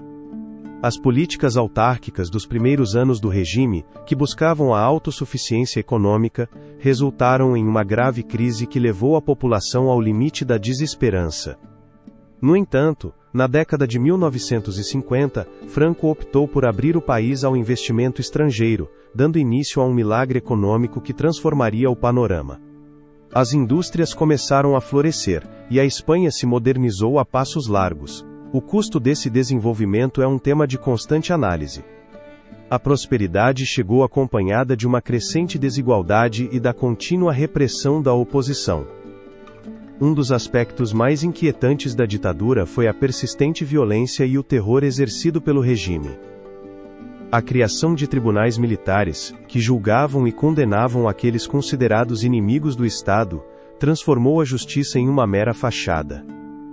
Os desaparecidos, aqueles que nunca retornaram das prisões, ou que foram executados na escuridão da noite, tornaram-se um legado de dor que ainda ressoa na memória coletiva.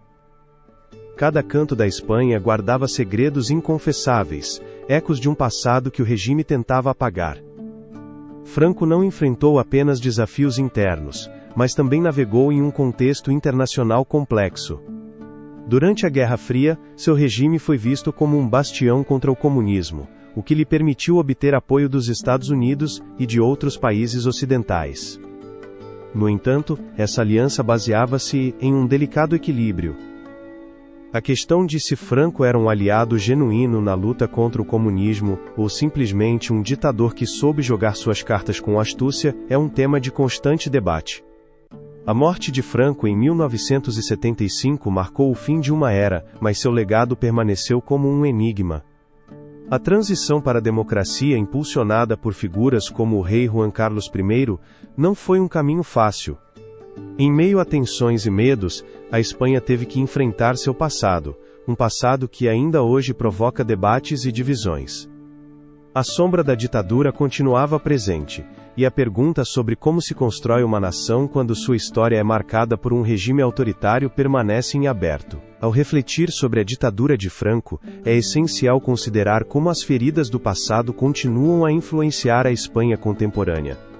A luta pela memória histórica, a busca por justiça para as vítimas do franquismo e o debate sobre a reconciliação são temas que ainda ressoam na sociedade espanhola. À medida que novas páginas se abrem na história da Espanha, surge uma pergunta inquietante. A forma como uma nação que viveu sob o jugo da opressão se transforma é um tema de grande interesse. Assim, enquanto o eco dos anos de Franco se desvanece lentamente, o país se prepara para dar um passo decisivo em direção ao futuro. A transição democrática que se aproxima como um novo amanhecer promete uma oportunidade para que a Espanha reescreva sua história. Os segredos e desafios que aguardam nesse caminho rumo à democracia plena são um tema de grande interesse. A resposta se revelará no próximo capítulo, onde exploraremos a transição democrática e os esforços para construir um novo país, enraizado na liberdade e na justiça. Essa sombra de repressão que havia coberto a Espanha durante quase 4 décadas começava a se dissipar.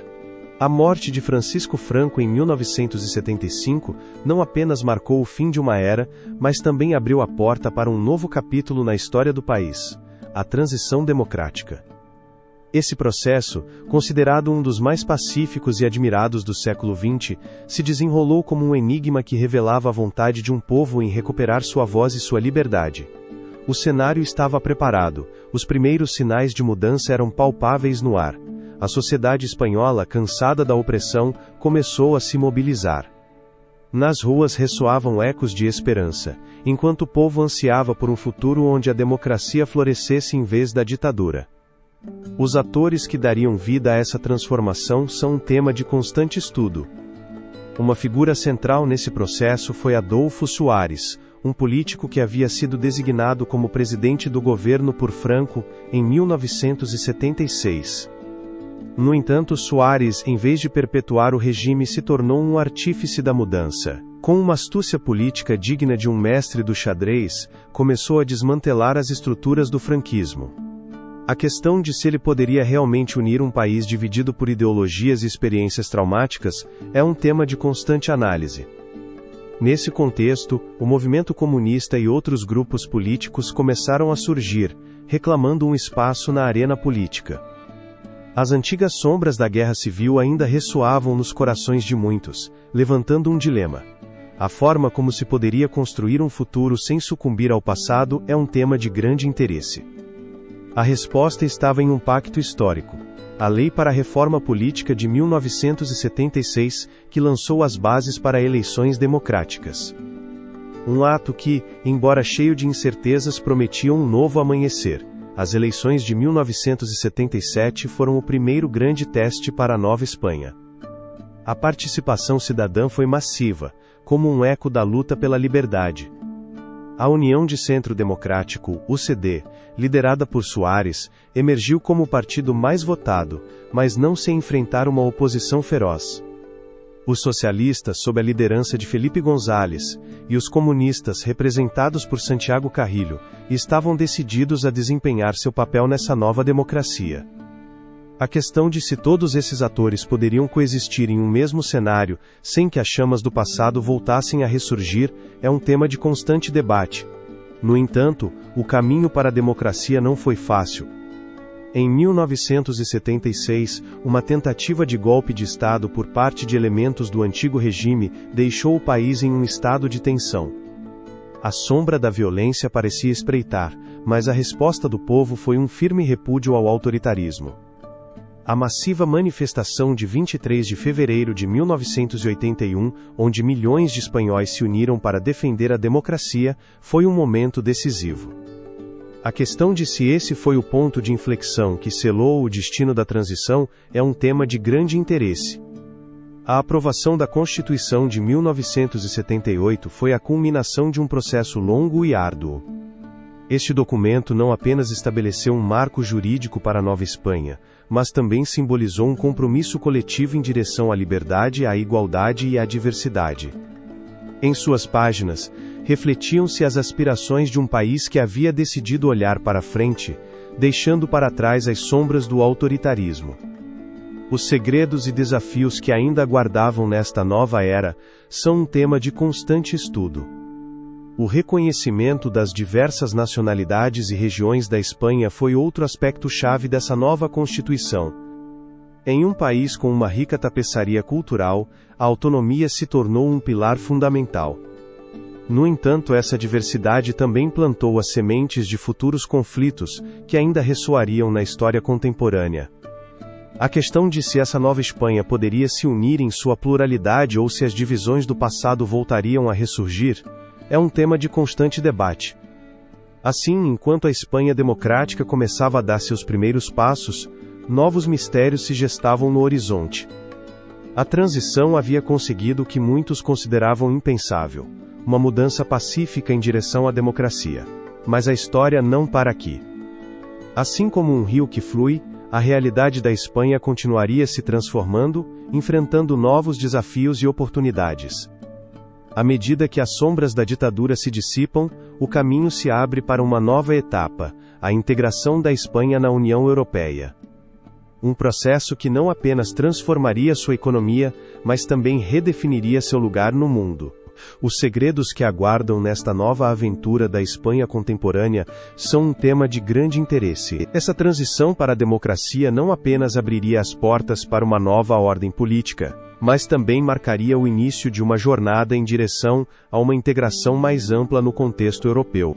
Em 1986, a Espanha adentrava um território desconhecido ao se tornar membro da Comunidade Econômica Europeia. Um passo que prometia transformar sua economia e sua sociedade de maneiras que ainda hoje reverberam no presente. Os segredos e mistérios que se ocultavam por trás dessa decisão histórica são um tema de constante análise. A adesão à CEE não foi um mero formalismo, mas um caminho repleto de desafios e esperanças. A Espanha, no final dos anos 70, ainda era um país marcado pelas cicatrizes de uma guerra civil e uma ditadura que havia limitado seu desenvolvimento. No entanto, o eco da modernização ressoava nas vozes daqueles que ansiavam por um futuro mais próspero e livre. A entrada na CEE era percebida como uma promessa de prosperidade, uma ponte para uma nova realidade econômica. As reformas estruturais exigidas por Bruxelas, embora dolorosas, tornaram-se a pedra angular dessa transformação. A industrialização, que havia sido um sonho adiado, começou a tomar forma. A economia espanhola, que havia estado mergulhada na autarquia, encontrou novos horizontes no comércio e no investimento estrangeiro. A questão de se essa modernização foi um avanço unânime, ou se existiram sombras no caminho para a prosperidade, é um tema de constante debate. A chegada de fundos europeus significou um alívio monumental para muitas regiões da Espanha. Infraestruturas deterioradas receberam injeções de capital, estradas e ferrovias começaram a conectar regiões que haviam estado isoladas por décadas. No entanto, nem todos compartilharam igualmente os benefícios dessa prosperidade. Enquanto as cidades se modernizavam, as zonas rurais enfrentavam uma desindustrialização que ameaçava sua existência. A forma como se equilibrou essa balança em um país onde o passado e o futuro pareciam colidir em cada esquina é um tema de constante análise. As transformações sociais foram igualmente profundas. A integração na CEE trouxe consigo uma troca cultural sem precedentes. A influência de outras nações começou a permear a vida cotidiana dos espanhóis, desde a gastronomia até a moda, da educação até a arte. No entanto, esse contato com o exterior também despertou temores sobre a perda da identidade cultural. A questão de se a modernização foi uma bênção ou uma maldição para o legado espanhol é um tema de constante debate. À medida que avançava a década de 1990, o crescimento econômico parecia inquebrantável. A Espanha dos anos 80 e 90 se enchia de otimismo. Celebrava-se o desenvolvimento de um estado de bem-estar que prometia saúde, educação e emprego para todos. No entanto, o auge da construção e do consumo escondia um enigma profundo. A questão de se a Espanha estava realmente construindo um futuro sólido, ou se simplesmente estava se deixando levar pela maré da especulação, é um tema de constante análise. Os ecos dessa era de transformação tornaram-se mais evidentes com a chegada da moeda única europeia. O euro, lançado em 2002, não apenas representava uma mudança na economia, mas também um símbolo de pertencimento a um projeto maior. No entanto, a euforia inicial logo deu lugar a uma série de desafios que colocariam à prova a resistência da economia espanhola. A crise financeira de 2008 revelaria as fissuras no sistema, expondo a fragilidade de um modelo que havia sido construído sobre fundações de areia. Apesar dos obstáculos, a integração da Espanha na União Europeia também criou um senso de unidade e pertencimento que havia estado ausente por séculos. As iniciativas europeias fomentaram a cooperação entre regiões e países, desfocando as fronteiras que antes pareciam inquebrantáveis. O custo dessa integração e a possibilidade de que a busca por uma identidade europeia pudesse levar a um desvanecimento das singularidades culturais de cada nação, são um tema de constante debate. Neste cruzamento de caminhos, a Espanha enfrenta um futuro incerto. O legado de sua integração na União Europeia é um mosaico de sucessos e desafios, onde cada peça conta uma história de luta e esperança. A pergunta que persiste é como a Espanha navegará as turbulências de um cenário global em constante mudança, onde as velhas certezas se desvanecem e novos mistérios emergem. À medida que olhamos para o século XXI, os desafios políticos, econômicos e sociais que a Espanha enfrenta se apresentam como enigmas que devem ser desvendados. A questão de se o país poderá reconciliar sua rica diversidade cultural com as exigências de um mundo cada vez mais globalizado se revelará no próximo capítulo, onde exploraremos a Espanha plural e a complexidade de sua identidade no presente. Essa transformação não apenas mudou a paisagem política, mas também deixou no ar um enigma que se apoderaria das dinâmicas sociais e econômicas do novo século. Ao entrar no século XXI, a Espanha enfrentava desafios profundos, ressoando ecos de sua história, enquanto buscava definir seu lugar em um mundo cada vez mais interconectado. Os primeiros anos do novo milênio viram a Espanha atravessar um período de bonança econômica. Impulsionada pela construção e pelo setor de serviços, a economia espanhola se expandiu de maneira vertiginosa, atraindo investimentos estrangeiros e se tornando um destino atraente para o turismo global. No entanto, sob essa fachada de prosperidade, começaram a se gestar tensões que mais tarde estourariam em um colapso. Os segredos que estavam ocultos atrás dessa aparente estabilidade são um tema de constante análise. A crise econômica de 2008 desvelou as fragilidades de um sistema que havia crescido sem os fundamentos necessários. Os bancos, impulsionados pela euforia de um mercado imobiliário em constante ascensão, começaram a cair como peças de dominó quando a bolha estourou. A crise não apenas deixou um rastro de desemprego e desolação, mas também abalou os fundamentos da confiança nas instituições. O governo de José Luís Rodrigues Zapatero, que havia prometido uma mudança em direção a um futuro mais brilhante, foi obrigado a implementar duras medidas de austeridade que seriam objeto de controvérsia e protestos. A questão de se a austeridade foi realmente a solução adequada ou se tornou na verdade um castigo para a cidadania é um tema de constante debate. À medida que a crise se aprofundava, o descontentamento social começou a se manifestar em uma série de movimentos que tomariam as ruas. O movimento 15M, com seu chamado à democracia real, desafiou o sistema estabelecido. A indignação se tornou um fenômeno social que ressoou em outras partes da Europa, levantando questões sobre a legitimidade do sistema político e a representação. Os jovens, desiludidos e sem futuro, clamavam por uma mudança radical. O futuro que os aguardava, aqueles que se sentiam traídos pelas promessas de uma democracia que parecia se desvanecer, é um tema de grande interesse. Nesse turbilhão de incertezas, a polarização política se acentuou. Novos partidos como Podemos e Ciudadanos emergiram como resposta a uma crise de representação que havia deixado muitos cidadãos à sombra.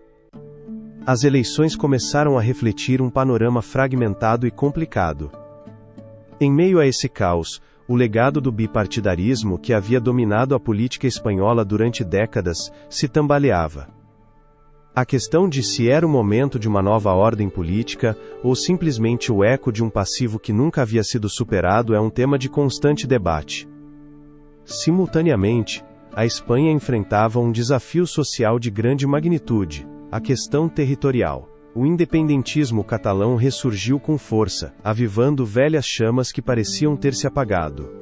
As tensões entre o governo central e a Generalitat da Catalunha alcançaram seu ponto álgido em 2017, quando foi realizado um referendo não autorizado, que desencadeou uma onda de reações políticas e sociais. A repressão da votação e a posterior declaração unilateral de independência mergulharam o país em um profundo dilema. A questão de se a Espanha poderia permanecer unida diante das aspirações de autogoverno de suas regiões é um tema de constante análise. A gestão da Covid-19 em 2020 trouxe consigo novos desafios, revelando mais uma vez a vulnerabilidade das estruturas sociais e econômicas. A pandemia expôs as fraquezas do sistema de saúde e a precariedade laboral, enquanto o confinamento se tornou uma sombra que pairava sobre a vida cotidiana de milhões. A resposta do governo sob Pedro Sánchez foi objeto de críticas, mas também de elogios, enquanto a sociedade lutava para se adaptar a uma nova realidade. As lições que seriam tiradas dessa crise global e como moldariam o futuro da Espanha são um tema de grande interesse. Com a chegada da recuperação econômica pós-pandemia, a Espanha se encontra agora em uma encruzilhada. A pandemia deixou cicatrizes profundas, mas também abriu a porta para um diálogo renovado sobre justiça social, sustentabilidade e o futuro do trabalho. As perguntas que surgem nesse contexto são urgentes. A questão de se a Espanha será capaz de aprender com sua história recente e forjar um caminho em direção a um futuro mais inclusivo é um tema de constante debate. Assim, o século XXI se apresenta como um capítulo cheio de enigmas, onde a história da Espanha se entrelaça com os desafios globais contemporâneos. A busca por um equilíbrio entre a diversidade cultural e a unidade nacional continua, enquanto a sociedade espanhola é empurrada a redefinir sua identidade em um mundo que muda rapidamente. Em meio a essas correntes, uma questão ressoa com força: a forma como será tecida a Espanha do futuro e o papel que desempenharão as distintas vozes nesse novo relato coletivo são um tema de grande interesse. A exploração dessas perguntas nos leva inexoravelmente a um tema que permaneceu latente na história da Espanha: a pluralidade cultural e autonômica, que se manifesta cada vez com mais força na sociedade contemporânea.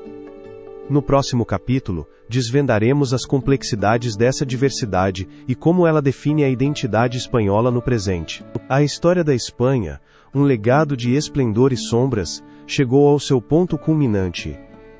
Após atravessar séculos de conquistas, guerras e transformações, nos encontramos em um presente vibrante mas complexo, onde a diversidade cultural e autonômica se manifesta em cada canto do país. A questão do que realmente significa ser espanhol neste cruzamento de identidades é um tema de constante análise. Desde a penumbra da ditadura de Franco até a luz da democracia, a Espanha percorreu um caminho de redescobrimento. A Constituição de 1978, esse pacto que emergiu do eco de um passado doloroso, não apenas estabeleceu um marco de direitos e liberdades, mas também abriu as portas a uma pluralidade que havia estado reprimida durante décadas.